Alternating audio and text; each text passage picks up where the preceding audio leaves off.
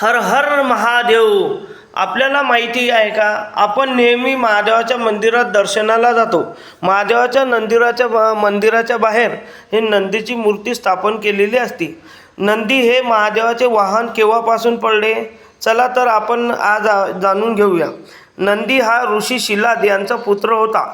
शिलाद ऋषींनी महादेवाची कठोर तपश्चर्या केली आणि महादेवांना प्रसन्न करून अमरत्व आणि शिवभक्त असा पुत्र मागितला. महादेवांनी त्यांना नंदी हा पुत्र दिला. नंदी लहानपणापासूनच शिवभक्त होता. त्याने महादेवाची अखंड भक्ती केली, ब्रह्मचर्य पाळले आणि तप केले. महादेव त्याच्या भक्तीने अतिशय प्रसन्न झाले आणि म्हणाले, नंदी, आजपासून तू माझे वाहन राहशील आणि माझ्या गणाचा प्रधान गणाध्यक्ष म्हणूनही तुझे पूजन होईल.